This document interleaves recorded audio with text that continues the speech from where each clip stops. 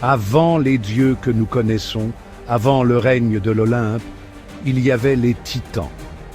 Nés de l'union d'Uranus, le ciel, et de Gaïa, la terre, ils étaient des forces de la nature incarnées sous une forme humaine. Au nombre de 12, chacun incarnait un aspect de l'univers, brut et indompté. Voici leur histoire, un récit de pouvoir cosmique, de trahison familiale et des affres d'un nouvel ordre. C'est le voyage vers l'aube de la création, pour assister à l'avènement des titans. Imaginez un être si vaste qu'il pourrait envelopper le monde entier, ses courants étant la force vitale de la mer primordiale. C'était Océan, le titan aîné. Il était le fleuve éternel, encerclant le monde, la source d'où jaillissaient toutes les eaux.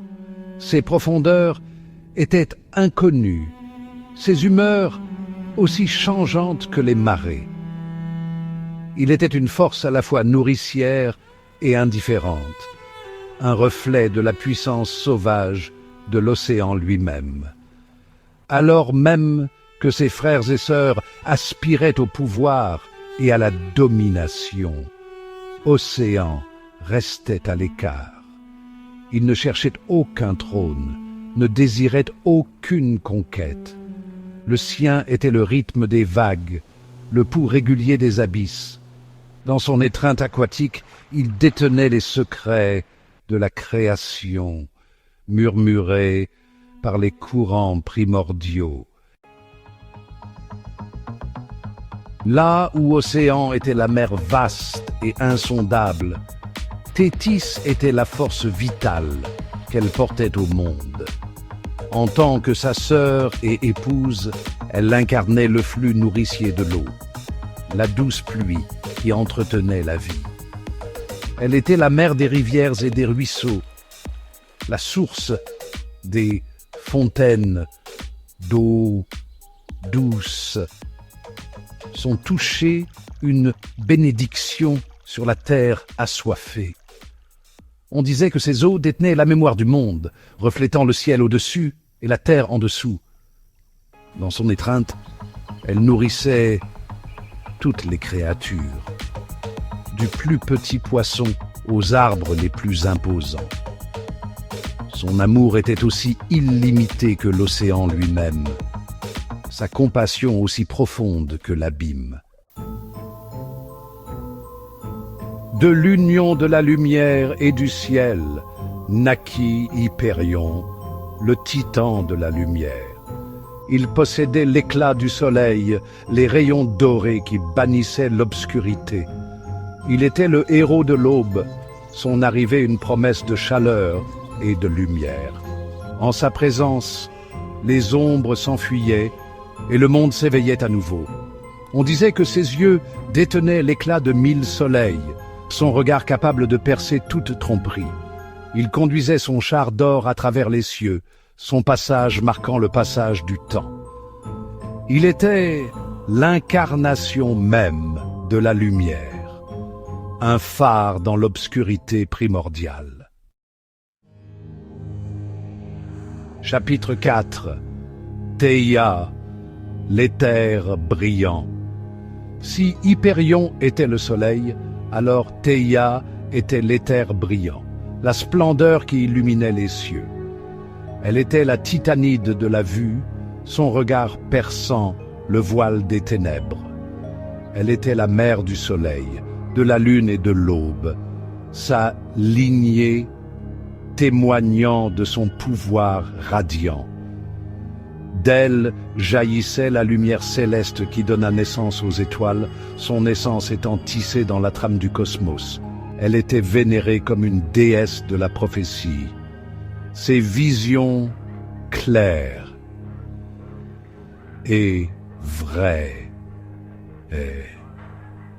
Sa présence apportait la clarté, son toucher une bénédiction d'illumination. Chapitre 5. Coeus, axe du ciel. Dans la vaste étendue du cosmos, Koéos était l'axe autour duquel tournaient les cieux. Il était le titan de l'intellect et de la recherche, son esprit un labyrinthe de savoir et de sagesse. Il cherchait à comprendre les rouages de l'univers, à percer les mystères de la création. Son regard perçait le voile de la réalité, à la recherche des vérités cachées qui se trouvaient au-delà. C'était un maître stratège, ses conseils étant recherchés par les dieux, comme par les titans. Mais sa sagesse était souvent teintée de mélancolie, car il comprenait la nature éphémère de l'existence. Chapitre 6. Phébé, l'oracle de la lune. Baigné par la douce lumière argentée de la lune, Phébé régnait en tant que titanide de la prophétie. Son domaine était la nuit, ses murmures portés par le vent. Elle était l'oracle des titans, ses déclarations nimbées de mystère et imprégnées du pouvoir, du destin. Elle comprenait le langage des étoiles, le flux et le reflux du destin. Ses prophéties étaient rarement claires, souvent voilées d'énigmes et de symbolismes. Pourtant, ses paroles étaient puissantes, car elles offraient un aperçu de la tapisserie du temps.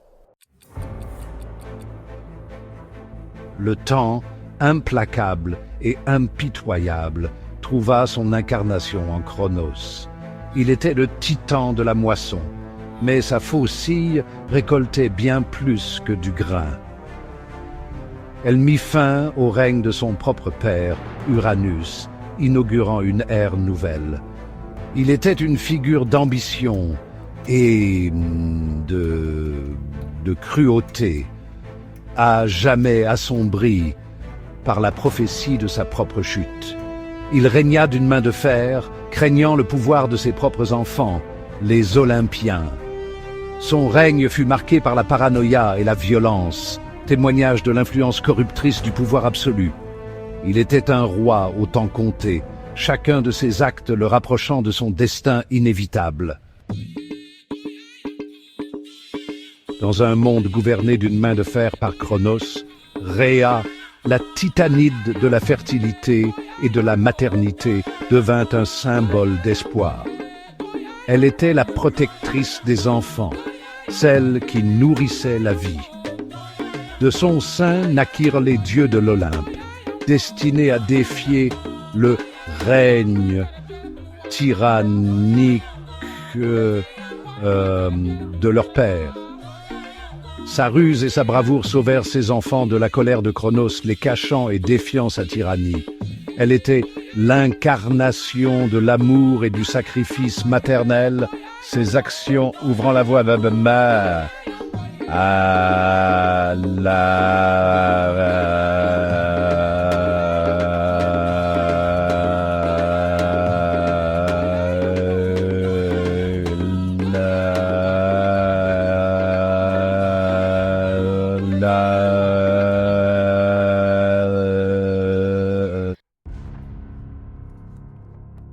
Mnémosyne, la titanide de la mémoire, détenait en elle le vaste répertoire des connaissances et des expériences. Elle était la mère des muses, les déesses de l'art et de l'inspiration. Le sien était le don du langage, le pouvoir de tisser des histoires qui résonneraient à travers les générations. Elle était la gardienne de l'histoire, s'assurant que le passé ne soit pas oublié. Son toucher stimulait la créativité, sa présence une source d'inspiration pour les poètes, les artistes et les musiciens. Elle était l'incarnation de l'héritage culturel, son influence se faisait sentir dans chaque œuvre d'art et chaque récit conté. Là où régnait le chaos, Thémis se dressait comme un phare d'ordre. Titanide du droit divin, sa balance pesait les actes des mortels et des immortels. Elle était l'incarnation même de la justice, ses jugements constants et vrais. Sa présence imposait le respect, Sa voix portait le poids de la loi antique. Elle était conseillère de Zeus et des Olympiens, sa sagesse guidant leur règne. Elle représentait l'équilibre entre le pouvoir et la responsabilité, rappelant que même les dieux étaient soumis à la loi.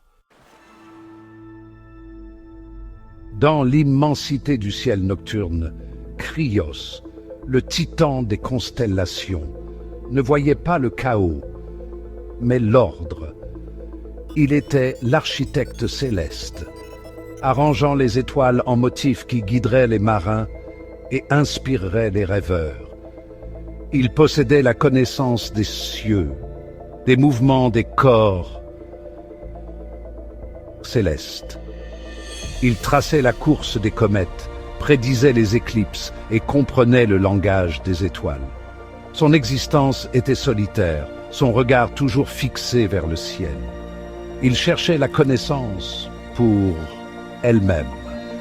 Ses découvertes façonnant la compréhension du cosmos. Alors que ses frères et sœurs incarnaient les différents aspects du cosmos, Japet portait un fardeau plus lourd, la conscience de la mortalité. Il était le titan de la mortalité, son existence même un rappel de la nature éphémère de la vie.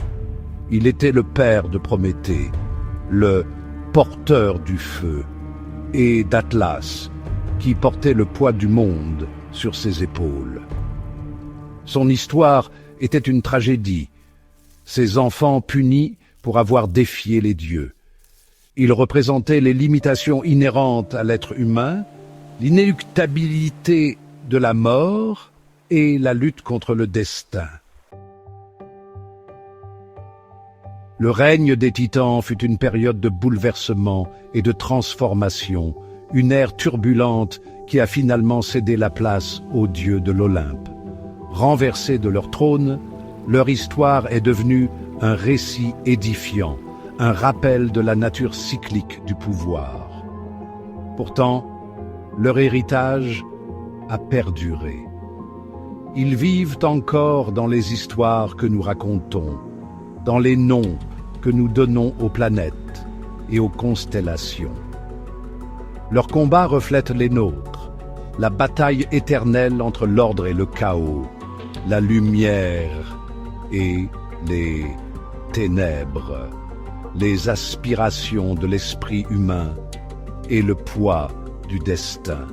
Les titans sont peut-être tombés, mais leur histoire nous rappelle avec force que même dans la défaite, leur influence résonne à travers l'éternité.